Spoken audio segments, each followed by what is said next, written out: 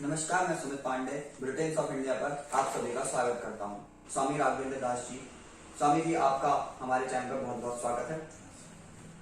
तो आज हम स्वामी जी से वैश्विक महामारी के दौरान वैश्विक सरकारों और संस्थाओं द्वारा उनके फैसलों और उनकी भटकी हुई नीतियों के बारे में स्वामी जी से एक निष्पक्ष जांच करेंगे। स्वामी जी, जैसे कि हम सभी जानते हैं, एक तरफ विश्व जहां कोरोना जैसी बड़ी महामारी से जूझ रहा है, जिसने अभी तक करोड़ों लोगों को अपनी चपेट में ले लिया है। जैसे कि हम जानते हैं, पिछले साल 24 मार्च 2020 को लॉकडाउन पूरे भारत में लगा दिया गया था। उसके बाद मजदूरों का सड़कों पर उतरना और इस क्रम में बहुत सारे हमने तकलीफें और बहुत सारी लड़ाइयां हमने इस एक वर्ष के दौरान कोरोना से लड़ी हैं। लेकिन उसके बावजूद अगर हम दूसरी तरफ देखते हैं, जहां भारत के उन 5 राज्यों की बात करें जहां अभी चुनाव होने वाले हैं, जैसे कि मीडिया समूह से होने के नाते, निष्पक्ष मीडिया समूह से होने के नाते मैं देख पा रहा हूं कि वहां पर इतनी सारी रैलियां हो रही हैं और इतनी सारी वहां पर जन सैलाब उमड़ कर आ रहा है और शायद से वहां पर सोशल डिस्टेंसिंग, मास्क, इन सभी का उपयोग भी पूरी तरह से नहीं हो पा रहा है। तो इतने बड़े बड़े नेताओं, इतने बड़े बड़े देश के इतने बड़े बड़े लोगों के द्वारा ऑन कैमरा इस चीज का जो दृश्य हमें देखने को मिल रहा है, वो कहीं ना कहीं बहुत ज्यादा दुखदायी नहीं है।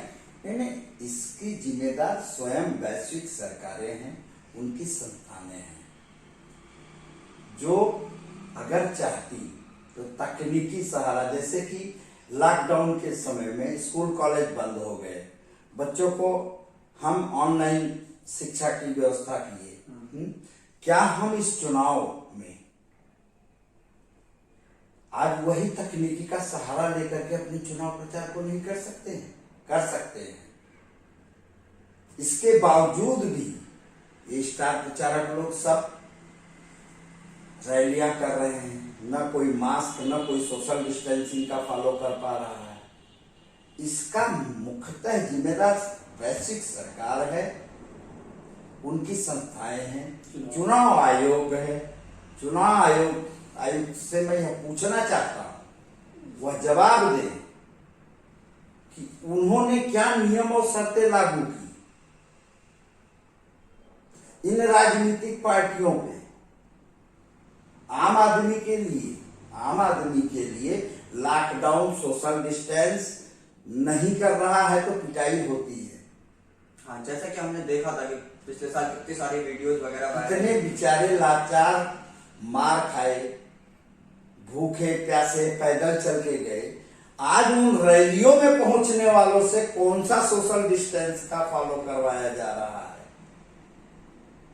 चुनाव आयोग ने क्या गाइडलाइन उस पर लागू कराया है? उसका जवाब दे। महाराष्ट्र की बहुत सारी जगहों पर लॉकडाउन लगाया जा चुका है। तो वैसे ही पूरे देश में, पूरे विश्व में कोरोना का खतरा अभी भी टला नहीं है। तो ये सब चीजों का जो इस्तेमाल है तकनीकी तौर पर हमें करना चाहिए, 100% ऑब्वियस है कि करना चाहिए। लेकिन सरकार का इस तरफ ध्यान है, ना स्वास्थ्य विभाग का इस तरफ ध्यान है, ना ही चुनाव आयोग का इस तरफ ध्यान है। तो कोरोना, देखिए, राजनीतिक लोग अपनी महत्वाकांक्षा के लिए जनता को भ्रमित कर रही है, खुद उसका नियम का पालन नहीं करती है, जनता से पालन करवाती है। इसके लिए आप तकनीकी का उपयोग करिए, उसके सहारे बढ़ करके आप अपना प्रचार प्रसार करिए, या भीड़ जमा करके जो है, ना वहाँ कोई मास्क को लगा के दिख रहा है, ना वहाँ सोशल डिस्टेंस का कोई पालन कर रहा है। सब सरकार की नीतियां और उनके जो है भटकाए हुए रास्ते पे ही जनता भ्रमित होकर के मर रही है।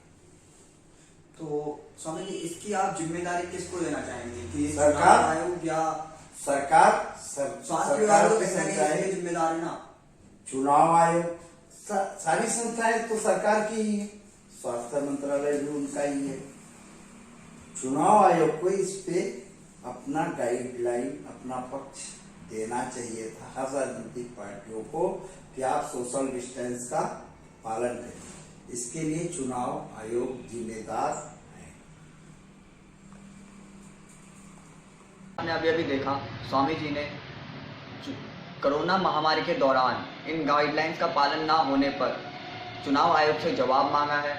और मैं भी एक युवा पत्रकार होने के नाते ये मैं अपनी पूरी जिम्मेदारी समझता हूँ कि इस वैश्विक संकट में जहाँ एक तरफ पूरा संपूर्ण लॉकडाउन लगा हुआ है, दूसरी तरफ इतना बड़ा जन सैलाब उमड़ कर आ रहा है, इस वैश्विक महामारी के दौरान हमने बहुत सी तकलीफ़ों को झेला है और आगे भी हमें बहुत लंबी लड़ाई लड़नी है।